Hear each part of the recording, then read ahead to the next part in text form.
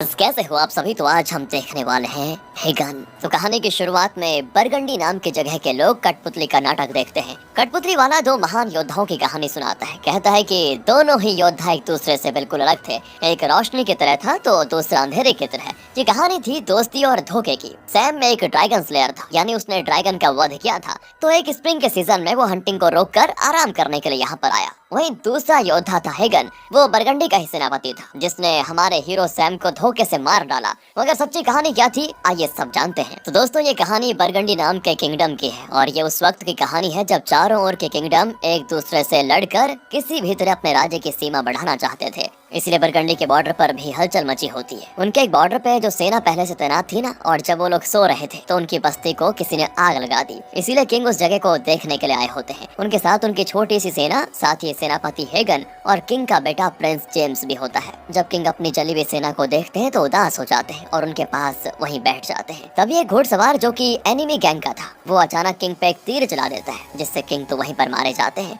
और ये देखकर तो प्रिंस जेम्स और सेनापति हेगन शॉक्ड। वो जल्दी से किंग के पास जाते हैं। साथ ही उनकी सेना उस घुड़सवार को भी मार डालती है। इसके बाद दोस्तों, किंग की लाश को उनके राजमहल में लाया जाता है, जहाँ राज शोक मनाया जाता है। अब यहाँ हेगन को अपने बचपन की याद आती है, जब उसको ठंडे पानी में बिना कपड़ों के किंग ने रखा था। छोटे से हेगन के बदन में काफी सारे जख्म थे उस समय। किंग उसको पानी से बाहर निकालते हुए कहते हैं कि बेटा, तुम इकलौते हो जो उस बिस्ट के चंगुल से जिंदा बचे हो। साथ ही तुमने इस ठंडे पानी में भी सभी लोगों से ज्यादा देर तक सरवाइव किया है, इसीलिए आज से तुम हम में से एक हो। और हाँ, मैं दावे के साथ कह सकता हूँ कि तुम आगे चलकर बहुत बड़े योद्धा बनोगे। दोस्तों, इससे हमें ये पता चलता है कि हेगन अपने किंग से बहुत ही ज्यादा अटैच्ड था। साथ ही वो उनके लिए बहुत ही लॉयल भी था। अब उनकी मौत के बाद उसे बहुत ही गुस्सा आ जाता है और वो अपना सारा गुस्सा एक कठपुतली वाले योद्धा के साथ लड़ाई करके बाहर निकालता है। तभी वहाँ पर प्रिंसेस करी आ जाती और कहती है कि लोग कह रहे हैं कि किंग की मौत के लिए तुम जिम्मेदार हो। हेगन कहता है वो सही कह रहे हैं, मैं सेनापति हूँ और मुझसे किंग की रखवाली में चूक हुई है, मगर अब मैं वादा करता हूँ कि मैं किंग की फैमिली की रक्षा किसी भी हाल में करूंगा। अब किंग की मौत के बाद किसी को तो गद्दी पे बैठना होता है ताकि वो अपने किंगडम को आगे संभाल पाए।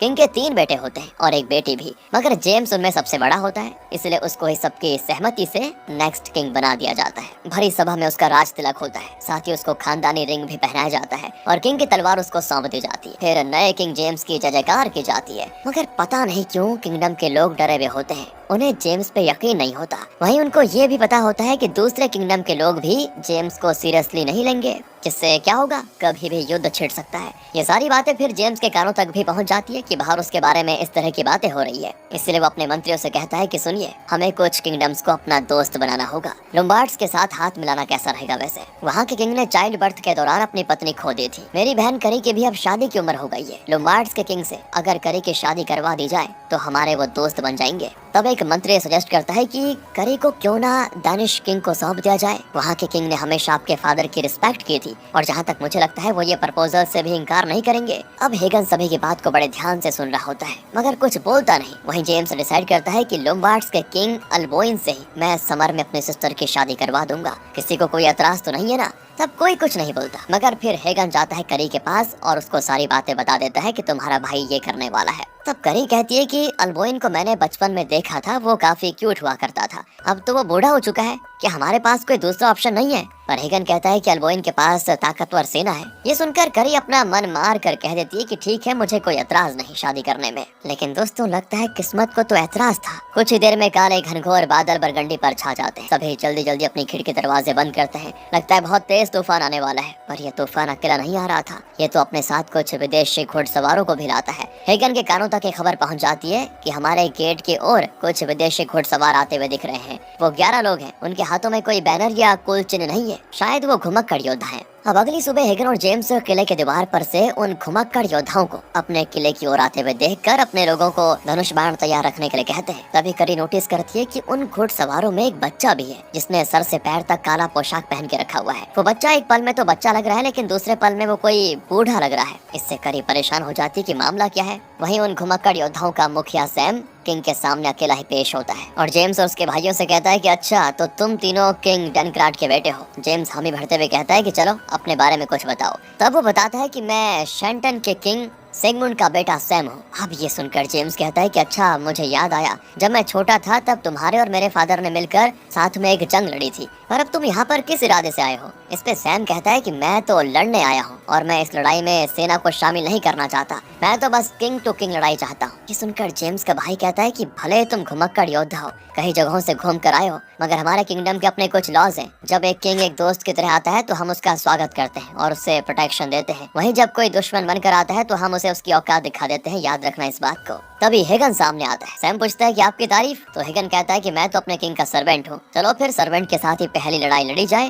तभी बीच में जेम्स आकर कहता है कि हम बर्गंडियंस हमेशा एकजुट होकर ही लड़ते हैं, और इसी बीच जेम्स के दोनों भाई भी आगे बढ़ जाते हैं और ये देखकर सैम को अपनी तलवार वापस म्यान में डालनी पड़ती है, ये कहते हुए कि आप लोग तो काफी बड़े परिवार वाले हैं और मैं आपकी खुशी को गम में नहीं बदलना चाहता, इसलिए चलिए हम आपका ऑफर एक्सेप्ट कर लेते हैं और यहाँ कुछ दिनों गेस्ट की तरह रुक लेते हैं। ये सुनने के बाद जेम्स उसका इस्तकबाल करता है। वहीं सैम जाकर अपने लोगों को बता देता है कि सुनो भाइयों, यहाँ पर हम बर्गंडियंस के गेस्ट बनकर रहने वाले हैं। अब आखिर में दोस्तों करी हेगन से मिलती है और कहती है, मैं सैम के हथियारों से तो नहीं डरी, मगर उनके साथ एक बच्चा है जिसकी आंखें किसी बच्चे की नहीं बल्कि किसी बूढ़े आदमी की तरह लगती है। मैंने डार्क एल्व्स की स्टोरी सुनी हुई है। तो दोस्तों डार्क एल्व्स कुछ ड्वार्फ्स यानी बौनों को कहा जाता है, जिन्हें तंत्र मंत्र की विद्या आती है। वैसे इसीलिए करी हेगन से कहती है, मुझे कुछ ठीक नहीं लग रहा, जेम्स भाई को उन अजनबी लोगों को वापस भेज देना चाहिए, क्या जरूरत है अपने गेस्ट बनाने की उनको? हेगन कहते हैं, तुम्हारे भाई को पता है वो क्या कर रहा है, उसे समझाने की जरूरत नहीं है। वैसे करी कहती है, मगर भाई की मुलाकात आज तक ओल्ड वन से नहीं हुई है। दोस्तों यहाँ पर करी के ओल्ड वंस कहने का मतलब है कि पुराने वक्त के लोग जिन्हें जादू मंत्र आता था। ज्यादातर तो वो बुरे ही लोग होते हैं जो काला जादू करते हैं। वैसे अब करी की काफी देर तक बात सुनने के बाद हेगन को उसकी बात में दम लगता है, तो वो रात में सैम पे नजर भी रखता है। सैम तो बिल्कुल मेहमान नवाजी का भरपूर लुत्फ उठाता है, उसने काफी ज्यादा शराब भी पी ली होती है और उसको सोने के लिए लड़कियां भी दी जाती है। जब सैम वॉमिट करने के लिए कमरे से बाहर आता है तो हेगन उसे कन्फ्रंट करता है और उसके ड्वार्फ के बारे में उससे पूछता है। इसमें सैम कहता है, कहा नहीं जा सकता कि वो इस वक्त कहाँ पर है, वो तो ज्यादातर टाइम अंधेरे में ही रहना पसंद करता है। वैसे क्या हुआ, तुम्हें उससे डर है क्या? हेगन कहता है कि मैं तुम्हें और तुम्हारे लोगों को यहाँ नहीं देखना चाहता, इसलिए जल्दी से जल्दी मेहमान नवाजी खत्म करो और निकल जाओ हमारे किले से। इसके बाद जब हेगन सो रहा होता है ना दोस्तों, तो उसके सपने में डार्क एल्व्स यानी कि वही ड्वार्फ आता है। हेगन ड्वार्फ से कहता है कि चले जाओ हमारे यहाँ से, पहले तुम जैसे ओल्ड वंस ने मेरा सब कुछ छीन लिया है, अब मैं तुम लोगों से बिल्कुल नहीं डरता। तब ड्वार्फ कहता है कि हेगन अपने जख्मों को पहचानो, सारी सच्चाई जानो कि तुम्हारे पास्ट में क्या हुआ था। हेगन को हल्की हल्की अपने बचपन की यादें आती हैं, जिसमें उसके पूरे इलाके में आग लगी हुई थी। हेगन की मॉम मर चुकी थी और वो अपनी मरी हुई मॉम को जगाने की कोशिश कर रहा था। तभी अचानक एक ड्रैगन हेगन की ओर आता है और उसी वक्त हेगन की नींद टूट जाती है और यहाँ हम हेगन के कंधे वाले एरिया पर पुराने जख्म के निशान देख पाते हैं। आगे जब हेगन बाहर आता है तो पता चलता है कि अस्तबल के घोड़े पागलों की तरह हिनहिना रहे हैं। सर्वेंट्स का कहना होता है कि कल रात उन्होंने इस ओर ड्वार्फ को आते हुए देखा था, घोड़े तो एक दूसरे की जान तक ले रहे हैं। तभी वहाँ पर करी आती है और अपने घोड़े को इस हालत में देखकर वो उसे शांत करवाने की कोशिश के लिए नजदीक जाती है, मगर हेगन उसको रोक देता है कि रुको। तभी करी का घोड़ा खुलकर अस्तबल से फरार हो जाता है, वो किसी को नुकसान न पहुंचा दे, इसलिए करी दूसरे नॉर्मल घोड़े पर बैठकर अपने घोड़े का पीछा करती है। ये देखकर हेगन भी करी के पीछे चला जाता है उसको बचाने के लिए। तभी एक नदी के पास करी का घोड़ा पानी पीने के लिए रुकता है और फिर करी उसके नजदीक जाती है, उसे शांत करने की कोशिश करती है, मगर वो करी को चोट पहुंचाकर जंगल में भाग जाता है। अब वो हेगन से पूछती है, ये सब हो क्या रहा है? हेगन कहता है कि ड्वार्फ सच में खतरनाक है, वो हमारे ड्रीम्स को भी कंट्रोल कर सकता है। इसके बाद हेगन अपने कपड़े का छोटा सा टुकड़ा फाड़कर करी के जख्मों पे बांध देता है और फिर करी को अपने साथ महल में लेकर आता है। यहाँ आने पर करी तो अपनी मॉम के पास चली जाती है, वहीं हेगन जाता है जेम्स के पास। तो बाहर से उसे सैम की आवाज आती है, जो कि जेम्स और उसके भाइयों को सेनलैंड की क्वीन ब्रूनी की स्टोरी सुना रहा होता है कि ब्रूनी भी ओल्ड वन से बिलोंग करती है, वो बहुत ही खतरनाक है, जब तक तुम अपनी मयान से तलवार निकालोगे ना तब तक वो तुम्हारा गला काट डालेगी। वो किसी भी नॉर्मल आदमी की तुलना में ज्यादा ताकतवर है, उसके पास जादुई शक्तियाँ भी है, वो अपने किंगडम में रहते हुए दुनिया के किसी दूसरे कोने के आदमी पे भी जादू कर सकती है, इतनी खतरनाक है वो। ब्रूनी की बात सुनकर जेम्स को जैसे ब्रूनी में इंटरेस्ट आ जाता है। वो सैम से पूछता है, क्या तुम कभी ब्रूनी से मिले हो? तो वो थोड़ा सोचकर बात बदल देता है और फिर पूछता है कि वैसे तुम्हारी बहन कहाँ है, क्या तुम उसे मुझसे छिपा रहे हो? जेम्स कहता है वो अपने कमरे में है। ये सुनकर सैम उठ खड़ा होता है और कहता है, खाने और शराब के लिए शुक्रिया। फिर वो अपने कमरे में जाने वाला होता है कि अचानक वो जेम्स के छोटे भाई को किस कर लेता है और कहता है कि अगर अपने यहाँ की औरतों को तुम हमसे छिपाओगे तो यही तो करना पड़ेगा। मगर दोस्तों वो इस काम को इस तरह से अंजाम देता है कि सभी को हंसी आ जाती है, मतलब कॉमेडी हो जाती है, और इससे जेम्स भी ऑफेंड होने के बजाय हंसकर बात टाल देता है। आगे सैम अपने लोगों के साथ अपने गेस्ट हाउस की ओर निकलता है, मगर आधे रास्ते में ही सैम का मन बदल जाता है। वो अपने लोगों को गेस्ट हाउस में जाकर आराम करने को कहता है और खुद करी के कमरे में चला जाता है। अचानक सैम को अपने सामने देखकर वो तो चौंक जाती है और कहती है, अगर अपनी भलाई चाहते हो तो अभी इसी वक्त मेरे कमरे से निकल जाओ, वरना मैं आवाज लगाकर गार्ड्स को बुलाऊंगी। मगर सैम तो उसकी बातों को सीरियसली लेता ही नहीं। वो तो कहना शुरू करता है कि वाकई तुम काफी खूबसूरत हो, इसीलिए तो तुम्हें तुम्हारे भाई मेरी नजरों से छिपा रहे थे। तो बदले में तो करी सैम के मुंह पे उसकी बेइज्जती कर देती है, जिसका नतीजा ये होता है कि उस वक्त तो सैम वहाँ से चला जाता है। मगर अगले दिन वो जेम्स से कहता है कि मैं तुम्हारी बहन से शादी करना चाहता हूँ। जेम्स को इससे कोई एतराज नहीं होता। वो ये बात हेगन से डिस्कस भी करता है। हेगन तो यही जवाब देता है कि सैम के पास ओल्ड वन है, हमें उस पर भरोसा नहीं करना चाहिए। वैसे माना कि सैम एक अच्छा योद्धा है, मगर हमें करी की लाइफ को रिस्क में नहीं डालना चाहिए। हेगन नोटिस करता है कि इस बारे में जेम्स करी से खुद बात कर रहा है। अब आगे जब हेगन अपनी सेना के साथ लड़ाई की प्रैक्टिस करता है तो वहाँ पे सैम अपने लोगों के साथ आ जाता है। वो भी प्रैक्टिस करने लगता है। हेगन की सेना ज्यादा सिस्टमैटिक ढंग से लड़ाई की प्रैक्टिस करती है, तो सैम तो बिल्कुल जंगल जानवर की तरह लड़ रहा होता है। उसकी फाइटिंग स्किल्स को देखकर हेगन की सेना इम्प्रेस भी होती है कि बड़ा लाजवाब लड़ रहा है। कुछ देर के बाद सैम हेगन से कहता है कि कल रात के शराब मेरे आदमियों पे कुछ ज्यादा ही चढ़ गई है, वो सही से फाइट नहीं कर पा रहे हैं, क्या तुम में से कोई मेरे साथ फाइट करना चाहेगा? तब हेगन खुद आगे बढ़ता है। अब उसको आगे आता हुआ देखकर सैम एक भाला उसकी ओर उठाकर फेंकता है, जिससे हेगन एक ही हाथ से उसे रोक लेता है। फिर वो सैम के नजदीक आकर कहता है कि देखो, यहाँ हम लोगों को युद्ध के लिए ट्रेन कर रहे हैं, तुम लोग जाकर कहीं और खेलो। सैम ऑफेंड हो जाता है कि ये क्या कह रहा है, मगर तभी घोड़े पे दोस्तों एक आदमी की लाश वहाँ पर आती है। आगे पता चलता है कि ये तो सैक्सोनी के बॉर्डर पे तैनात एक सिपाही था। जब ये सारी बात जेम्स को पता चलती है तो वो कहता है, अब सैक्सोन्स और डेन्स भी हमारे खिलाफ हो गए हैं, हमारा कोई दोस्त बचा ही नहीं, हम अकेले खड़े हैं। तो तब हेगन कहता है, चिंता की कोई बात नहीं है, हमारे लोग युद्ध के लिए तैयार हैं। तो जेम्स कहता है कि मेरे भाइयों ने कहा कि उन्होंने अभी तक जितने भी लोगों को फाइट करते देखा, उनमें से बस सैम और उसके लोग ही बहुत बेहतरीन हैं, तो क्यों ना हम उन्हें भी इस युद्ध में अपने साथ लेकर चलें। हेगन जेम्स को समझाने की बहुत कोशिश करता है कि ये सही नहीं होगा, मगर जेम्स के पल्ले बात पड़ती कहाँ है। इसीलिए हेगन खुद सैम से बात करने के लिए उसके गेस्ट हाउस में जाता है। वहाँ उसको सैम तो नहीं मिलता, मगर वो ड्वार्फ जरूर मिल जाता है। ड्वार्फ कहने लगता है कि मुझे तुम्हारे जख्म और उस जख्म को देने वाले दोनों के बारे में बहुत अच्छे से पता है। अब दोस्तों फिलहाल तो हेगन इन सभी बातों में पड़ना नहीं चाहता। वो पूछता है कि तुम्हारा मास्टर कहाँ पर है? तो ड्वार्फ बताता है कि मेरे मास्टर ने ग्रेट ओल्ड वन ड्रैगन से लड़ाई की थी। फाइट जब खत्म हुई तो ग्रेट ओल्ड वन आसमान से सीधा बर्फीली जमीन पर आ गिरा और उसका खून पूरे बर्फ में फैल गया। उसके खून से सैम नहाया, जिसकी वजह से अब ग्रेट ओल्ड वन से ड्रैगन की स्किन सैम की बॉडी का एक पार्ट है, जिसकी वजह से अब कोई भी उसको हरा नहीं सकता। मगर उसकी पीठ के हिस्से में एक पट्टी चिपकी हुई थी, जिसकी वजह से वो हिस्सा उसका पावरफुल नहीं हो पाया। मैं उस ड्रैगन का सर्वेंट हुआ करता था, मगर जब सैम ने मेरे मास्टर को मार डाला और मेरे मास्टर के खून से नहाकर खुद को उनका एक हिस्सा बना लिया, तब से मैं सैम को अपना मास्टर मानता हूँ। और फिर उसने मेरे पुराने मास्टर की हड्डी देकर कहा कि इससे मेरे लिए तलवार बनाओ, और आज तक वो उसी तलवार से फाइट करता है। हेगन, बहुत देर हो चुकी है, अब सैम को जो चाहिए था उसे मिल चुका है। उसे हमेशा से एक फैमिली की तलाश थी, जो कि जेम्स ने पूरी कर दी, और अब वो यहाँ से कहीं नहीं जाने वाला। सच में दोस्तों, जेम्स और उसके भाइयों ने सैम को अपना भाई मानकर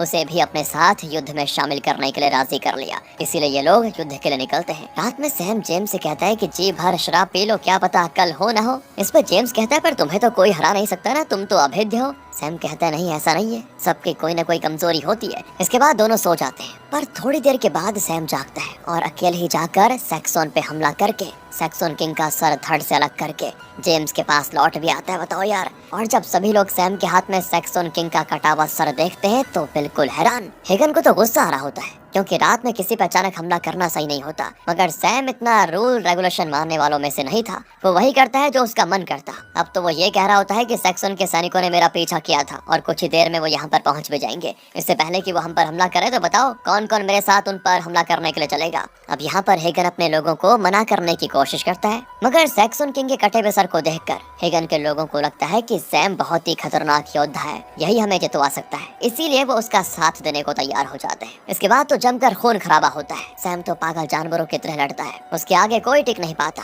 युद्ध के दौरान जेम्स के छोटे भाई के सर से हेलमेट गिर जाता है और एनिमी उसके नजदीक आ जाता है तो वो काफी डर भी जाता है। तब हेगन अपना हेलमेट उतारकर जेम्स के भाई को पहना देता है। इसके बाद तो हेगन भी जमकर फाइट करता है, मगर जब वो कुछ अपने मरे हुए साथियों को देखता है तो कुछ देर के लिए सुन्न हो जाता है। और इसी दौरान एनिमी हेगन का दोस्तों एक आंख भी फोड़ देता है। उसे वो मारने वाला होता है, मगर आखिर में सैम आकर उसकी जान बचाता है। खैर दोस्तों, सैम की बदौलत ये लोग युद्ध सच में आसानी से जीत जाते हैं। इसके बाद जब वे वापस अपने महल लौटते हैं तो सभी किंग जेम्स की जय जयकार करते हैं, जिससे जेम्स बड़ा खुश होता है। मगर जल्द ही पब्लिक जेम्स को छोड़कर सैम की जय जयकार करती है। इससे जेम्स की मुस्कान फीकी पड़ जाती है थोड़ी, मगर फिर वो सैम की हेल्प की कदर करते हुए पब्लिक को सामने सैम को साथ में लेकर आता है। पब्लिक भी सैम को अपने कंधों पे उठा लेती है, क्योंकि उसने सभी को जिताया। वो पूरी तरह से सैम को अपना हीरो मान चुके थे। इस नजारे को देखकर जेम्स तालियां भी बजाता है। वैसे दूसरी ओर करी घायल हिगन की सेवा कर रही होती है, उसे पानी देती है। हिगन अभी भी बेहोश पड़ा हुआ है। करी के कानों में भी सैम के जय जयकार की आवाज आती है। काफी शोर शराबा सुनकर करी सैम के पास जाती है और देखती है कि वहाँ पे तो फुल नाच गाना चल रहा है। करी का छोटा भाई भी सैम के साथ शराब पी रहा होता है, तो करी उसको डांट कर भगा देती है और फिर सैम की क्लास लगाती है कि तुम्हें जरा से भी शर्म नहीं है क्या? हमारे भी कुछ लोग युद्ध में मारे गए हैं, उनकी रिस्पेक्ट के लिए तो ये गाना बजाना बंद कर दो। तब सैम जवाब देता है कि हम उनकी कुर्बानी को ही तो सेलिब्रेट कर रहे हैं, वैसे हैगन की क्या खबर है? करी बताती है वो तो जिंदगी और मौत के बीच लड़ रहा है, बहुत ही कम उम्मीद है उसके बचने की। तब सैम कहता है कि उसकी मदद ड्वार्फ कर सकता है। करी परमिशन दे देती है। फिर ड्वार्फ अपनी कुछ जादुई लेप वगैरह लेकर हैगन के जख्मों पे लगाना शुरू कर देता है और साथ ही उसकी सच्चाई भी उसे बताता है कि बचपन में जो तुम्हारी यादें है ना कि ड्रैगन ने आग लगाई थी, वो गलत है। आग तो तुम्हारे घर और इलाके में आदमियों ने लगाई थी। इल्जाम उन्होंने ड्रैगन पे डाल दिया था। सारे लोग मर चुके थे, मगर ड्रैगन की नजर तुम पर पड़ी तो उसने तुम्हें बचाने के लिए अपने पंजों के चंगुल में कस कर पकड़ लिया था। तुम उस ड्रैगन की वजह से जिंदा बच पाए थे, वरना बाकी लोगों की तरह तुम भी आग में जलकर मारे जाते। इस हेगन का क्या सच है दोस्तों, आगे पता चलेगा। अगली सुबह की बात है। हेगन को पूरी तरह से होश आ जाता है और तब वो रियलाइज करता है कि मैंने हमेशा के लिए अपनी आंख खो दी है एक। तब से वो अपने फूटे हुए आंख पे पट्टी बांधना शुरू कर देता है। करी उसे कहती है कि अभी आपको रेस्ट करना होगा, अभी कुछ मत करना। आगे हेगन को पता चलता है कि हमारी जनता ने सैम को अपने सर पे बैठा लिया है। वो युद्ध की कहानी कठपुतली के नाटक के सहारे सभी को सुना रहे हैं। साथ ही हेगन करी और सैम की बढ़ती नजदीकियों को भी नोटिस करता है, क्योंकि जब से करी को ये पता चला है कि सैम ने हेगन की मदद की, तब से वो सैम की ओर अट्रैक्ट हो गई थोड़ा। अब एक दिन सैम और करी घुड़सवारी करते करते जंगल में चले जाते हैं और लगातार कई दिनों तक वापस नहीं लौटते। इस दरमियान जंगल में उनकी नजदीकियां कुछ ज्यादा ही बढ़ जाती हैं और वो इंटीमेट भी हो जाते हैं। वापस आने पर वो सैम से शादी करने के लिए भी राजी हो जाती है। हालांकि ये चीज हेगन को पसंद नहीं आती, पता नहीं क्यों, मगर सैम के रहने सहने का तरीका, उसका बर्ताव हेगन के उसूल के खिलाफ होता है। पर जब सैम खुलकर जेम्स से करी का हाथ मांगता है तो जेम्स भी खुशी खुशी उसे अलाउ कर देता है अपनी बहन से शादी करने के लिए। मगर जेम्स को हेगन एक बात बताता है जिसे वो सैम के सामने रखता है, जिसमें जेम्स कहता है कि सैम मेरी बहन से शादी करे, इससे अच्छा मेरे लिए और क्या ही हो सकता है। मगर मैं चाहता हूँ कि सैम मेरी एक शर्त पूरी करने के बाद मेरी बहन से शादी करे। दरअसल मैं चाहता हूँ कि सबसे पहले सैम मेरा साथ दे ब्रूनी को हासिल करने में, क्योंकि एक बार अगर ब्रूनी मेरी हो गई तो फिर कोई भी किंगडम हमारे आगे टिक नहीं पाएगा। इससे सैम सुन रह जाता है, क्योंकि पास्ट में सैम और ब्रूनी का अफेयर चल चुका है। अभी भी ब्रूनी सैम से बहुत ही ज्यादा प्यार करती है, मगर अब सैम बदल चुका है और वो किसी भी तरह करी से शादी करके जेम्स की फैमिली का पार्ट बनना चाहता है, क्योंकि सैम को कभी भी फैमिली का प्यार नहीं मिला। सैम जब काफी छोटा था तभी उसके मॉम डैड की मौत हो गई थी। तो फिर आगे सैम हेगन और जेम्स के साथ एक छोटी सी टुकड़ी लेकर ब्रूनी के किंगडम की ओर निकलता है, जिसके लिए इनको समुद्र पार करना पड़ता है। और समुद्र पार करना कोई बच्चों का खेल नहीं होता। समुद्र का मौसम कब बदल जाए किसी को कुछ पता नहीं, मगर फिर भी लगातार कई दिनों तक बोट से समुद्र की यात्रा करने के बाद इनका सामना होता है समुद्री तूफान से, जिसमें बोट का तो नामो निशान मिट जाता है। जेम्स अपने साथ जो अपनी छोटी सी टुकड़ी लेकर आया था ना, वो भी पानी में डूबकर वहीं मारे जाते हैं। तूफान थमने के बाद हेगन की नींद खुलती है समुद्र के किनारे पत्थर पर। वो उठते ही सबसे पहले अपने किंग जेम्स को ढूंढने लगता है। काफी आवाज लगाने के बाद बड़ी मुश्किल से जेम्स हेगन को सही सलामत जिंदा मिल जाता है। फिर चारों ओर देखने के बाद हेगन को लगता है कि सैम की भी इस तूफान में कहीं मौत तो नहीं हो गई, लेकिन दोस्तों वो जिंदा होता है। उसके साथ साथ उसका ड्वार्फ भी जिंदा है। इसके बाद बचे कुछ लोग आगे पैदल ही सफर तय करते हैं और फिर जब ब्रूनी की सेना सामने आती है तो सैम अपने हथियार उनके सामने नीचे रख देता है और बाकियों से भी अपने हथियार को जमीन पर रखने को कहता है। फिर ब्रूनी की सेनापति इन सभी के हाथ बांधकर ब्रूनी के अड्डे पे लेकर जाती है। वहाँ सभी को अलग अलग रखा जाता है। सेनापति जब हेगन का मांस हटाती है तो वो सबसे पहले जेम्स के बारे में पूछता है कि मेरे किंग कहाँ पर है। तो वो कहता है कि यहाँ पर हम आपकी क्वीन का हाथ मांगने के लिए आए हुए हैं। तब सेनापति कहती है कि अगर ऐसी बात है तो फिर आपके किंग को मेरी क्वीन से फाइट करनी होगी। और वो जो खोपड़ियों का पहाड़ देख रहे हैं ना, वो लोग भी यहाँ इसी तमन्ना के साथ आए थे वैसे क्वीन को लेने के लिए। मगर देखिए उनके साथ क्या हुआ, मारे गए सभी के सभी, एक भी नहीं बचा। अभी भी वक्त है, सोच लीजिए सही से, वापस जाना है या अपने फैसले पे डटे रहना है। इसके बाद हेगन और जेम्स को मिलवा दिया जाता है, मगर सैम से क्वीन ब्रूनी अकेले में मिलती है, वो भी बिना कपड़ों के। वो सैम को सेड्यूस करने की कोशिश करती है, पर सैम अपने फैसले पे बिल्कुल डटा रहता है। वो ब्रूनी को बताता है कि मैं यहाँ पर सिर्फ और सिर्फ जेम्स की मदद करने के इरादे से आया हूँ। दरअसल देखो, मेरी शादी फिक्स हो चुकी है जेम्स की सिस्टर से, और जेम्स की यही शर्त थी कि अगर मैं जेम्स की मदद करता हूँ तुम्हें हासिल कराने में उसको, तो वो मेरी शादी करवा देगा अपनी बहन करी से। इसके बाद हेगन जेम्स को लेकर सैम से मिलने जाता है और सैम पे गुस्सा करता है कि तुम्हें पहले से पता था ना कि यहाँ जेम्स के साथ क्या क्या होगा। अभी मैंने वहाँ पर कई सारे किंग्स की खोपड़े के कंकाल को देखा जो ब्रूनी से शादी करने के सपने को लेकर यहाँ पर आए थे। हमें आज यहाँ से निकलना होगा। इस पे जेम्स कहता है कि मैं नहीं चल रहा आपके साथ हेगन, मुझे तो किसी भी हाल में ब्रूनी को हासिल करना है, वरना मैं तो पागल हो जाऊंगा। तब सैम भी जेम्स को समझाता है कि कोई भी अकेला मर्द ब्रूनी को नहीं हरा सकता, मैं भी नहीं। तो जेम्स कहता है एक बात बताओ, तुम मेरी सिस्टर से शादी करने के लिए सीरियस हो भी या फिर नहीं? सैम कहता है ठीक है, मेरे पास एक प्लान है, इसमें वो ड्वार्फ हमारी मदद कर सकता है। अब दोस्तों, ड्वार्फ इनको एक गुफा में लेकर जाता है जहाँ वो कुछ जादू टोना करता है, जिसमें वो पहले तो हेगन का हाथ काट कर उसमें से थोड़ा खून एक बर्तन में रखता है। फिर वो सैम के कपड़े उतरवा कर उसकी पीठ के उस हिस्से को कट करके खून निकालता है जहाँ ड्रैगन के खून में नहाते वक्त एक पत्ती चिपकी हुई रह गई थी। फिर वो सैम और हेगन के खून को करता है मिक्स। इसके बाद वो इनको पानी में डुबो देता है, और जब इन दोनों की सांस बिल्कुल चलनी बंद हो जाती है तब वो जेम्स को इनका खून पीने को कहता है। जिससे होता यह है दोस्तों कि हेगन और सैम की जो पावर्स होती है ना, जो फाइटिंग स्किल्स होती है, वो सब जेम्स की बॉडी में ट्रांसफर हो जाती है। इसके बाद जेम्स क्वीन ब्रूनी से फाइट करने को जाता है, जहाँ क्वीन पहले रूल सेट कर देती है कि इस बर्फीली जमीन में जिसके खून का एक बूंद गिरा समझो उसकी हार हो गई। अगर मैं जीती तो तुम्हारी खोपड़ी भी उस खोपड़ी के पहाड़ में फेंक दूंगी, और अगर तुम जीते तो तुम्हारी मर्जी के हिसाब से मैं तुम्हारी क्वीन बनकर तुम्हारे साथ तुम्हारे किंगडम चले जाऊंगी, और मेरे साथ मेरी सेना भी जाएगी। जेम्स उसकी सारी बात मान लेता है। फिर इन दोनों के बीच होती है फाइट। काफी देर तक लगातार फाइट करने के बाद ब्रूनी की नजर जेम्स की आंखों में जाती है, और उसे कुछ समझ तो नहीं आता, मगर उसे जेम्स की आंखों में सैम की आंखों की चमक दिखाई देती है, जिससे वो हो जाती है डिस्ट्रैक्ट, और उसे घायल करने में जेम्स हो जाता है कामयाब। फिर जैसे ये फाइट खत्म होती है ना, तो वो ड्वार्फ जेम्स की बॉडी से सैम और हेगन की सोल उनकी बॉडी में वापस डाल देता है। इसके बाद तो जेम्स खुशी खुशी ब्रूनी को अपनी रानी बनाकर अपने किंगडम लेकर आता है। वो ब्रूनी से शादी कर लेता है। फिर वो सैम और करी की शादी भी करवा देता है। इसके बाद एक और पड़ोसी किंगडम बरगंडी पे हमला करने की फिराक में होता है। वो सेना लेकर बरगंडी के बॉर्डर तक भी आ जाता है, मगर इस बार जेम्स को बिल्कुल भी डर नहीं था, क्योंकि उसे पता था ब्रूनी आसानी से उनको हरा सकती है, और उसका अंदाजा बिल्कुल सही निकला। होता भी कुछ ऐसा ही है। ब्रूनी, सैम और हेगन और इनकी सेना की मदद से दूसरी सेना बुरी तरह पराजित हो जाती है। इसके बाद से तो आसपास के सारे किंगडम बरगंडी से उलझने के बारे में सोचना भी बंद कर देते हैं, क्योंकि उनको समझ आ गया था कि ये बहुत खतरनाक है। तो इतने वक्त के बाद अब वापस से बरगंडी के लोग चैन से सुकूनों की जिंदगी जीते हैं। अब इन्हें युद्ध का कोई खतरा नहीं होता, मगर राजमहल में एक नया खतरा पनपता है। शादी के बाद जब ये सैम और ब्रूनी एक ही महल में रहने लगते हैं ना, तो वहाँ से ब्रूनी और सैम एक दूसरे की ओर अट्रैक्ट होने लगते हैं। फिर जल्दी एक्स्ट्रा मार्शल अफेयर शुरू हो जाता है। ब्रूनी ने लड़ाई हारने के बाद जेम्स से शादी कर तो ली थी, मगर वो दिल से अभी भी सैम को चाहती थी, इसीलिए वो जेम्स को ज्यादा भाव नहीं देती। वो तो उसके साथ इंटीमेट भी नहीं होती है, जिससे कुछ दिनों के बाद ही जेम्स और करी दोनों को समझ आ जाता है कि चल क्या रहा है। करी तो सैम को रिझाने की कोशिश भी करती है, मगर अब तो सैम करी से बस इमोशनली अटैच था, फिजिकली उसको ब्रूनी चाहिए थी। दोनों जंगल में जाकर वहाँ काम करते हैं, और फिर एक दिन जेम्स के सब्र का बांध टूट जाता है। वो हेगन के पास आकर अपनी गलती मान लेता है कि मुझे शुरू से सैम को इतना बढ़ावा नहीं देना चाहिए था। पहले तो मेहमान बनकर आया, फिर उसने मेरी जनता को अपनी तरफ कर लिया, उनकी नजरों में हीरो बन गया। उसने फिर मेरी बहन से शादी भी कर ली, और अब मेरी वाइफ के साथ नाजायज संबंध बना रहा है। मुझसे और बर्दाश्त नहीं होगा। अगर मैं उसे मार भी दूं तो जनता मुझे विलन समझेगी और उसे हीरो।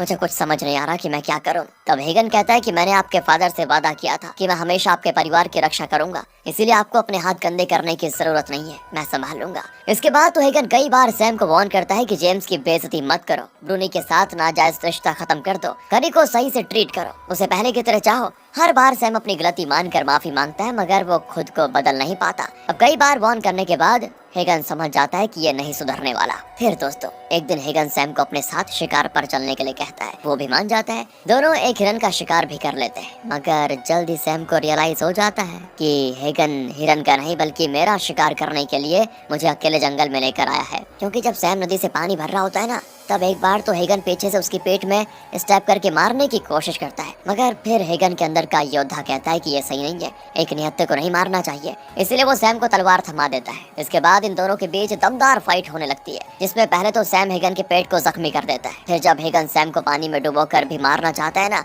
तो वो मरता नहीं, वो उल्टा हेगन के पैर को जख्मी कर देता है। और फिर जब वो हेगन का गला काट कर उसे मारने वाला होता है, तो पीछे से जेम्स आकर सैम के पेट के उसी हिस्से पे स्टेप कर देता है जहाँ पे पत्ती चिपकने की वजह से ड्रैगन का ब्लड नहीं जा पाया था। यानी सैम को मार पाना किसी एक बंदे की बस की बात तो नहीं थी। जेम्स ने धोखे से उसको मार दिया था, मगर ये बात हेगन नहीं चाहता कि औरों को पता चले, इसलिए वो जेम्स से कहता है कि तुम पहले महल चले जाओ, मैं कुछ देर के बाद आऊंगा ताकि किसी को तुम पर शक न हो। जेम्स भी ऐसा करता है। दोस्तों, कुछ देर के बाद सैम के घोड़े पे उसकी लाश लेकर हेगन लौटता है महल और सभी को बता देता है कि मेरी और सैम के बीच फाइट कंपटीशन हुई थी जिसमें मेरे हाथों सैम की मौत हो गई। पूरी जनता शोक की लहर में दौड़ जाती क्योंकि वो तो सैम को अपना हीरो समझते थे। और जब करी को ये सब पता चलता है तो उसे हेगन पे बहुत गुस्सा आता है। उसे समझ नहीं आता कि क्या करे। वो गुस्से में हेगन को खूब सुनाती भी है और तब हेगन कहता है कि मैं तो आपका सर्वेंट हूँ, अगर आप चाहो तो आपके एक हुक्म पे मेरे लोग मुझे मार देंगे। तब करी कहती नहीं, मैं तुम्हें जान से मार कर एक बार में मुक्ति नहीं देने वाली। मेरे पेट में सैम का बच्चा है, तुम्हें अपनी आंखों से उसके बच्चे को इस दुनिया में आकर जीतते हुए देखना होगा और पल पल याद करना होगा कि कैसे तुमने उस मासूम बच्चे के सर से उसके बाप का साया छीन लिया। हेगन करी को समझाने की बहुत कोशिश करता है कि सैम ने किंग को ह्यूमिलिएट किया था, आपको धोखा भी दिया था, मगर करी तो सैम के प्यार में अंधी थी। वो धोखे वाली बात जानकर भी अभी तक चुप थी। उसे यकीन था कि किसी न किसी दिन सैम उसके पास वापस लौटकर जरूर आएगा, लेकिन ऐसा हो नहीं पाया। इसीलिए वो हेगन के लिए अपने दिल में नफरत लेकर बैठ जाती है। वहीं ब्रूनी सैम की लाश के सामने जोर जोर से रोती है और डायरेक्टर को बहुत ही जल्दी थी तो उसने भी मूवी यहीं पर खत्म कर दी। बाकी दोस्तों, आप बताइए आपको मूवी कैसी लगी। मिलते हैं आपसे अगली वीडियो में। ध्यान रखेगा अपना। Thanks for watching.